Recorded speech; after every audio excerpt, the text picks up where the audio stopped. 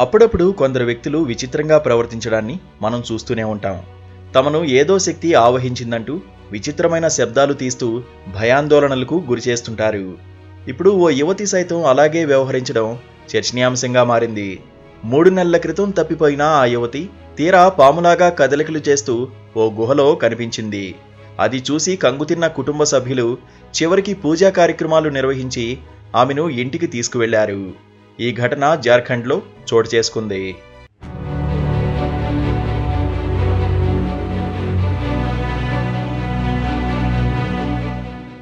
జార్ఖండ్లోని గిరిదిహకు సమీపంలో ఉన్న కరివాడి కరౌండి గ్రామానికి చెందిన ఓ యువతి 3 నెలల క్రితం కనిపించకుండా పోయింది.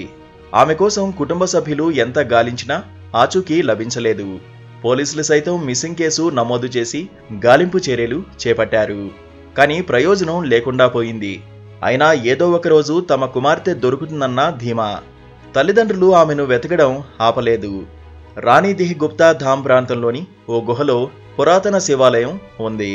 ప్రతి సంవత్సరం శ్రావణ మాసంలో అక్కడికి పెద్ద సంఖ్యలో భక్తులు తరలి వెళ్తుంటారు. సోమవారం కూడా అక్కడ పూజా కార్యక్రమాలు నిర్వహించేందుకు భక్తులు వెళ్ళగా ఆ యువతి కనిపించింది. పాములా ప్రవర్తిస్తూ ఆమె కనిపించడంతో వారు భయపడ్డారు.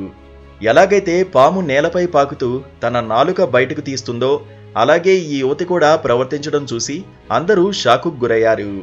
ఈ సమాచారం అందుకున్న ఆమె కుటుంబ సభ్యులు వెంటనే ఆ గుహ వద్దకు చేరుకున్నారు.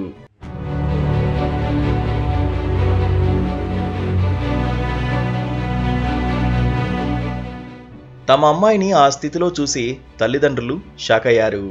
తొలుత కంగారు పడిన వాళ్లు ఆపై పూజా కార్యక్రమాలు నిర్వహించారు.